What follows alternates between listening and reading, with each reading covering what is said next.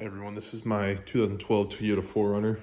About a week ago, we took it through a little water crossing, or a watering hole. We actually wound up getting it stuck.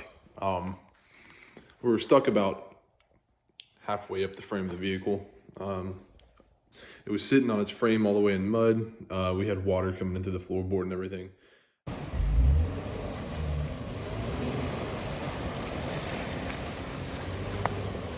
After getting everything all cleaned up and put back together, I now have a slow start.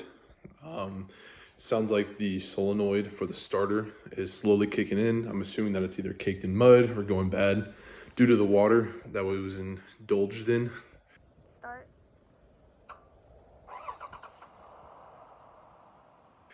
So right now I'm gonna make a quick video on replacing it. I haven't been able to find any video online about how to properly replace this. Just found a post on 4runners.com, which I'll include a link in the description. But it's a little step-by-step instruction that I found that one of the users posted on there. So we will start with replacing it. First things first, we're gonna have to start clearing everything out. We're gonna take the tire off, take this rear cover off right here in the back, and remove the battery. Kind of getting everything prepped to get to the starter, which is about right here behind the flat. Okay, so we got everything pulled off. We have the tire off. We have this rear cover taken off right here. We have the battery all disconnected and sitting over here. And so now we're going to start looking in here. This is for our starter. So right up under this exhaust, you can see another heat shield sitting right here.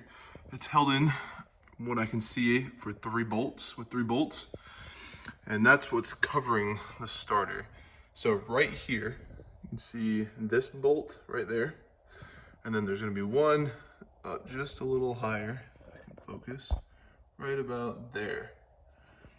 You're gonna wanna hit both of those with penetrating fluid and let those go ahead and sit while we move on to the next step.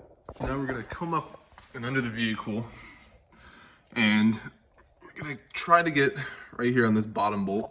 Kind of already have it situated on there, but a 14 millimeter socket with a swivel ball and about a foot of extension on it. And we're gonna loosen these 2 bolts. We're just gonna kind of crack the seal. I'm not gonna take them all the way off, because apparently it is easier to take the electrical off while the starter is still on it, but I'm just gonna crack them loose real quick.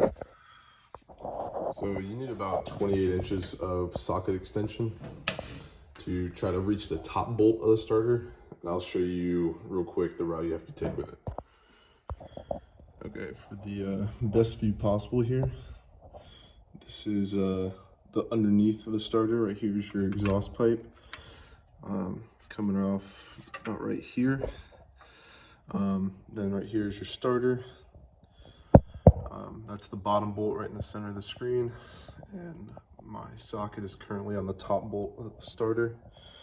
And basically I'm coming down and around this little exhaust bracket here, and then off to the side. That was the only way I was able to get a good angle to try to pull that off. It's still pretty difficult. Alright, so coming back up top, we're now just going to take the 3 bolts off the heat shield. On the post it says they're 12 millimeter. On here it's 10 millimeter.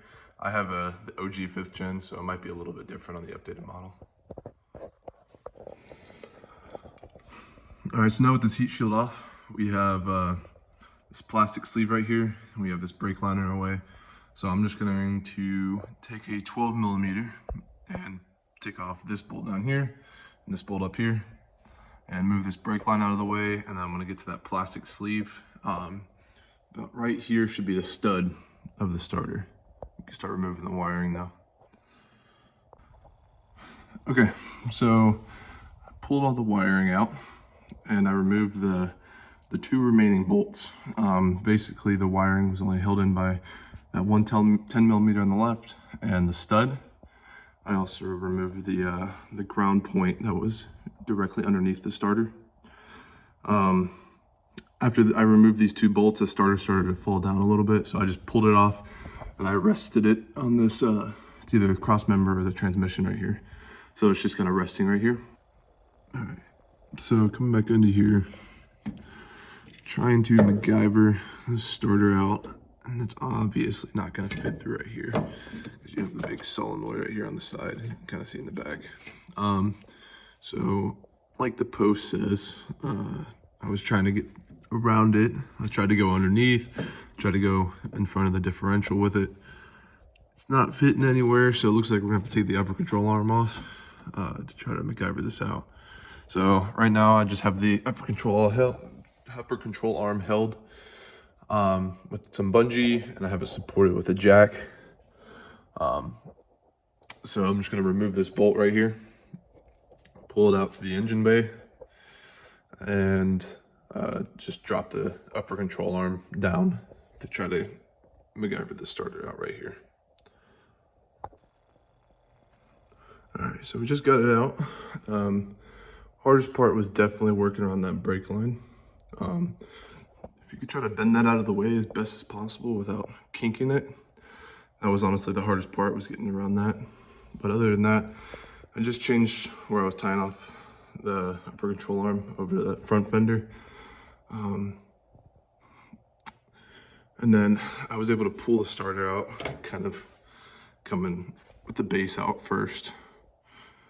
And that was honestly the best way to do it. So now that everything's kind of opened up back there, I'm gonna go and inspect and clean out where this new starter's gonna go. And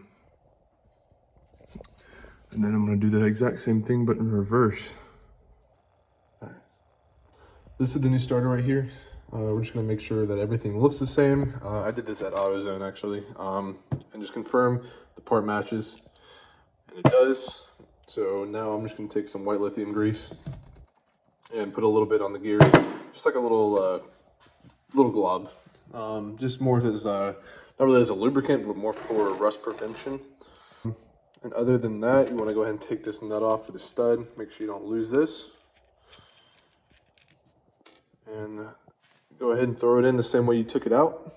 And we'll show you the next step. So just like that, I just have a very little bit of white lithium grease on the sides right here. So as you can see, you got the starter kind of fitted back in there. It's kind of sitting on the engine mount right now and balancing in the hole.